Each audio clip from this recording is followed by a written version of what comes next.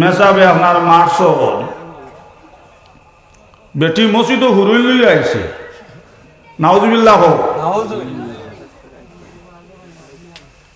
ও ইমাম সাহেব থাকতে থাকতে ও বেটিও মরছে। ইমাম সাহেব জনজা পড়াইন না হইলা আপনারা আমার জনজাত নিবা না, অন্য এক আলিম দিয়ে বা এক তালেবাদী জনজা পড়াই নেই। ই বেটি তো মরি গেছে, আমি তো বেটিরে মাফ করে দিলাইছি, কিন্তু জনজাত যদি আমি যাইতে আমার হো কথা মন হইব। ও বেটি আমার হরন্দি মারত করি মসজিদ আইসলি এর লাগে আমার মা বই নহল। কোন সময় আপনার হরুতা আও কি করবাম, ও সময় আপনার যদি মেসাবে আপনার দুই সাইড ডান্ডা দেন মা বই নহল আপনারা ইলা যদি আপনারা আই যান কি ইমামর উপরে আপনার গদা লইয়া হরুল লইয়া দা লইয়া মা বই নহল।